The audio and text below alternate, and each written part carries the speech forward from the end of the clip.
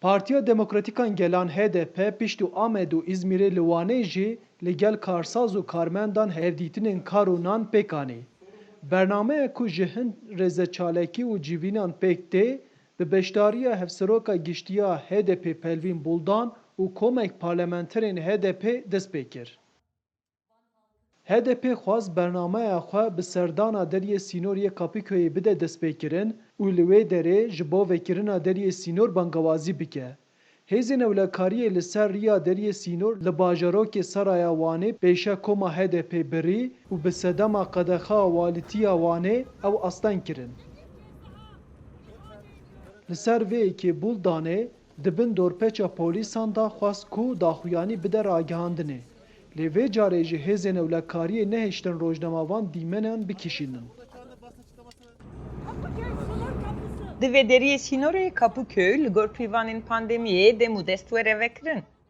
Parlamenterê HDP'yê Wanê Murat Sarısaç jî qemereyek wergirt destê xwe û tevî astengiyan dest bi kişandina daxuyaniyê kir.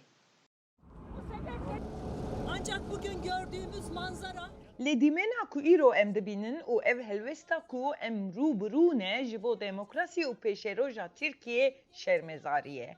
Heke darbeya 15 tîrmehê çê bibiya, belkî heman tiştê wek îro pêk bihata.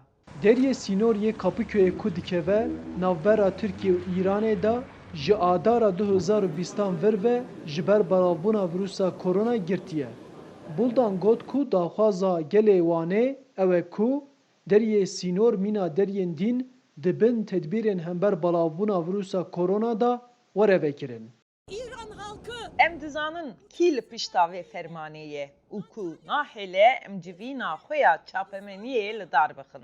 Lê em soz didin ku em ê tu carî qîmetê nedin van fermanan û serê xwe li ber yên ku vê fermanê bi zordarî bicihînin netevînin. Parlamenter Sarısaç jî iddia dike ku deriyê sînor bi zanebûn hatiye girtin û got ku hikûmet dixwaze bi vî awayî heremên Kurdan ciza bike. Her cihekî dervekirine, sînorvekirine ama ji bo Wanê nevekirine Kurdistanê. Taybet jî Kurdistanê hezken hem aliyê aborî ve hem yê siyasî ve hem yê çandî ve xilas bikin, biqedinin. Îro ew me baş dît Armanca jî ya AKP jî ya vekilê de AKP jî ya polîsên AKP. Vê qedexê her berfireh bikin Kurd aliyê aboriyê da têk biçin, mihtac wan bin wa îtaat bikin. Piştî daxuyaniyê koma HDP serdana firoşkarên bajarokê Qelqeliyê Anko Özalpê ku beriya çar mehan 20 dikanên wan şewitî bûn kir.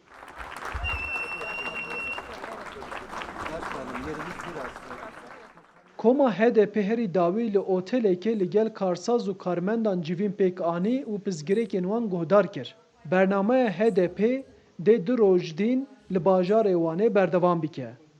Arif Aslan, Dengê Amerîka, Wan.